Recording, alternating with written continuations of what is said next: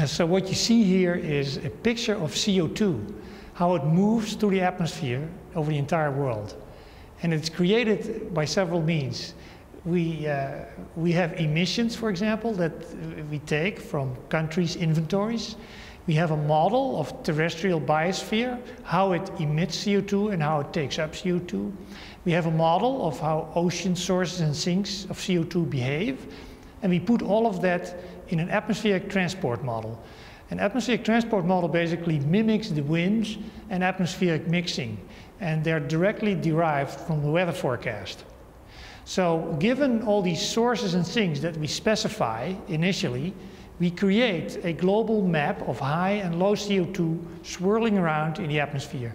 For example, downwind from a city, there tends to be higher CO2 than upwind.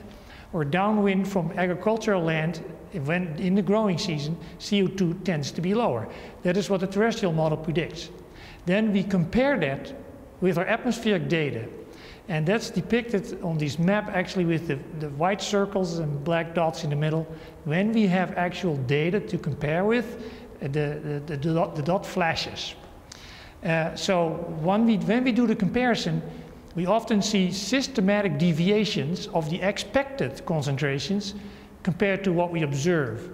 And then we have a mathematical algorithm to optimize the emissions so that we get better agreement between the prediction and the observation.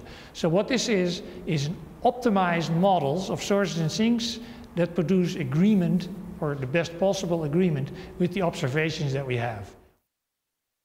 So the main thing that you currently see in Carbon Tracker is the action of the seasons. So you see that, for example, during the winter, or actually beginning in the fall, CO2 starts going up. High CO2 in this map is actually shown in red colors, and lower CO2 is shown in blue. So in October, November, December, January, CO2 continues to go up. And that's because the terrestrial ecosystems are not photosynthesizing, they're emitting carbon, they're respiring. And so that pumps up CO2 in the entire northern hemisphere. And then so, let's say in May, in June, the plants start taking up CO2, photosynthesis really starts, and then the blue colors become more and more dominant. Then we can also see the weather.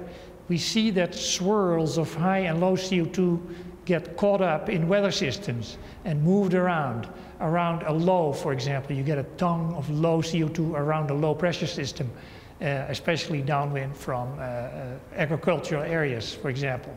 So you can see the weather impacting on the CO2 concentration as well. Another feature that you can clearly see in Carbon Tracker that the northern hemisphere tends to be redder than the southern hemisphere. And that's because of the emissions that we ourselves are the cause of, like the burning of coal, oil, and natural gas pumps up CO2 in the northern hemisphere, which eventually makes its way to the southern hemisphere, but with a delay. So the northern hemisphere, on average, is ahead of the southern hemisphere, has higher concentrations in the southern hemisphere.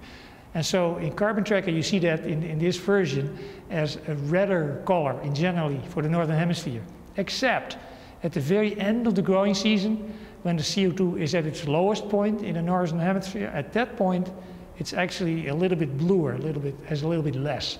But that lasts only a short time. That's maybe the case only for 1 or 2 months of the year.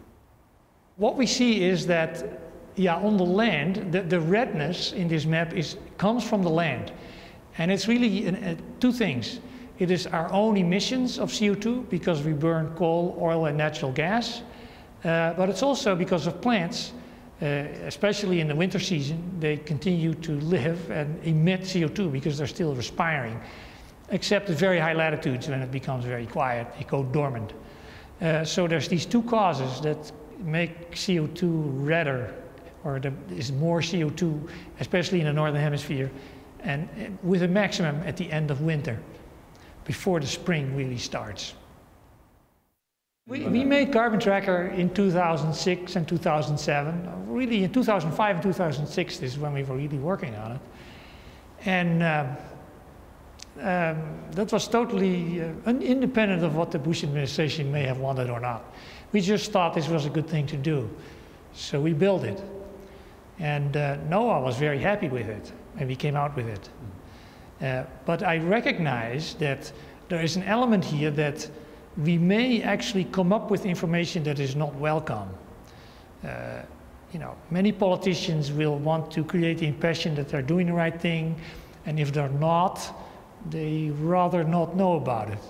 Or large corporations, they also need to contribute to solving the problem, and they may overstate their emissions reductions, for example. And so this type of information may, in the short term, be unwelcome to people. But I think it is something that we absolutely need, because we cannot rely on official emissions inventories alone. There are huge errors, actually, in emissions inventories. For CO2, we believe the emission inventory is reasonably good, maybe within 10% or so. But I think that is not likely to remain so. Once the emissions inventory now is basically goodwill, you know, countries, and they want to know roughly how much they are emitting from an economic viewpoint. But there is no value attached to emissions. Once we're really talking about decreasing emissions, we're talking about investments to change our entire energy infrastructure that will run for the world into the trillions of dollars per year. Now that's serious money. And then there is incentive to try to portray things a little bit more favorable to whatever you are doing.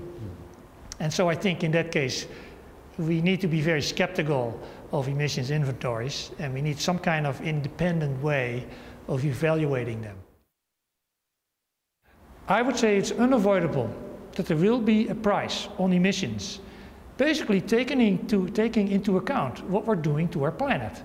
There must be a price on the risk that we are collectively taking, of the risk of catastrophic climate change.